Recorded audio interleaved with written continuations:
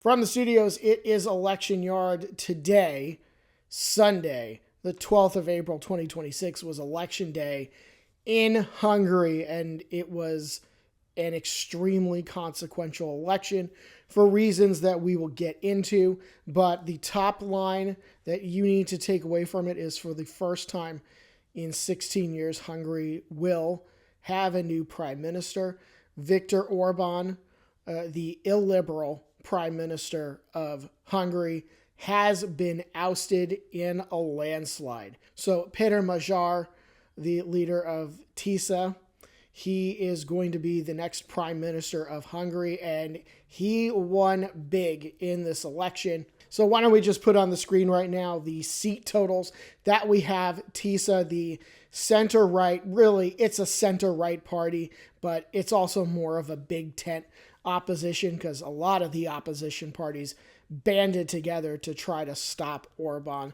They're going to win 138 seats. So this is based on 98% of the vote counted. There may be some fluctuation here, but I don't think it's going to fluctuate to the point where they don't win a supermajority at this point, which is 133 seats. And why a supermajority is important is because a party with a 2/3 majority in parliament can amend the Constitution. And that 2/3 majority, which Orban has had for quite some time now, is why his party has been able to enact some very, very conservative policies. And there has been a lot of talk over the years of democratic backsliding in Hungary.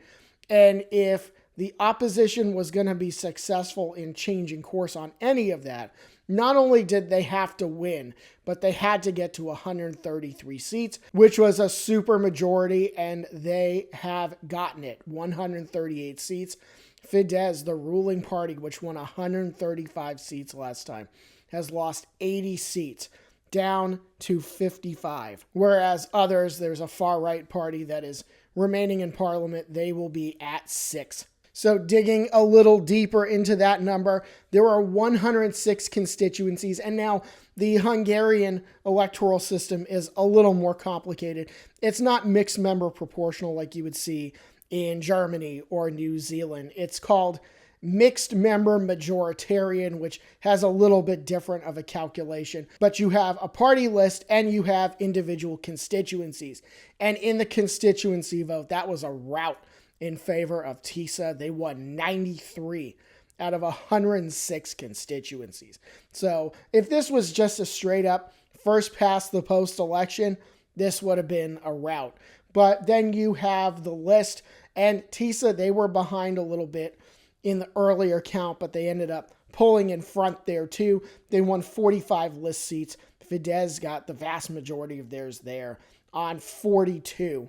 And then the other 6 came from that far-right party that is going to be in parliament, who got about 6% of the vote, a little under 6% of the vote on the list. TISZA got 53.4% on the list vote. Fidesz only got 38. So Magyar and his party ended up winning the popular vote, at least as far as the national list goes, by over 15 points. So a pretty decisive victory there. And then you look at some of the constituency votes. For example, TISZA did extremely well in Budapest. They swept every single seat. And even in the areas outside of the capital, they won basically all of them as well. There were really only, if you end up looking at a map of the constituencies in Hungary, there really are only a handful of pockets of support for Fidesz. Other than that, the whole map is pretty much blue. They won just about everywhere, TISZA did. So if you need me to spell it out for you, why is this consequential? Well, I will say that this is extremely consequential.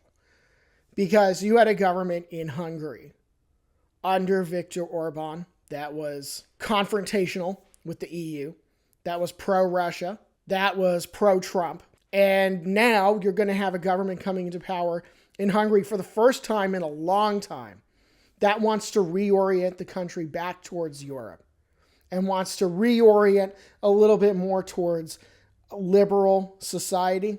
So Hungary is moving from a far-right country with democratic backsliding to more of a center-right country. And if you're a liberal in Hungary, let alone a liberal in Europe, you're going to see that even so as a massive improvement. And there will almost certainly be constitutional changes that take effect because Peter Magyar, his party, is going to have a 2/3 majority, it looks like. So they will have the ability to change the Constitution. And I would imagine, based on things that he has said, not only during the campaign, but after declaring victory, that he's going to pretty much take a sledgehammer to Orban's policies from the last 16 years. And I wouldn't expect change to happen overnight, but a very, very different government coming to power in Hungary, one that is going to reorient the country back towards Europeanism, which, of course, the European Union, very happy about that. Now, you may remember also that American Vice President J.D. Vance went over to campaign for Viktor Orban the week before the election, which you don't often see that happening. An American leader, the number 2 in the United States, going to a foreign country to actually speak at a campaign rally for a foreign leader. That just doesn't really happen. Well, it did happen in Hungary, and it didn't do Orban any good because he ended up losing in a landslide. But another thing I want to just highlight too before we go here, I think we've done enough to show you why this is such an enormous change, and that the next government of Hungary is going to be very, very different from the current one. But I also want to point out too that if you were following the campaign, that there were 2 very different and distinct sets of opinion polls. Because on the one side, you had pro-government media that was telling everyone Orban's going to win again, everything's great. And then on the other side, you had either pro-opposition or independent media or pollsters that were saying Orban's going to get his ass kicked. So as it turned out, the pro-government polls, which even as of today, the day of the election, were showing that Orban was going to win, they were bull. Just straight up, they were bull. So we have seen the results. We have seen that it was a mandate, an absolute mandate. Not only the fact, okay, they win 93 first past the post elections for constituencies, but also winning the list vote, which is basically like a national popular vote. I guess you could look at it that way, by 15 points and getting over 50% of that vote. I mean, it was certainly a mandate for change. There's no 2 ways about it. It was a mandate for change. But if you were listening to the pro-government sources, you might be a little stunned to see that this is what's happened.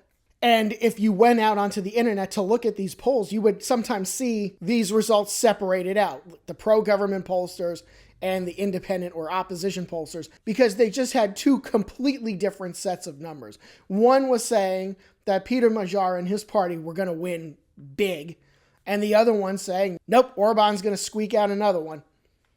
So, I mean, I guess you could choose your adventure there, but one was right and one was wrong. But it's going to be a new day for Hungary for sure. Again, I'm sure European leaders are very happy. EU leaders are very happy about the election result. But no question, this is a change election that's happened in Hungary. One that I'm not sure that a lot of people even felt was possible at some points.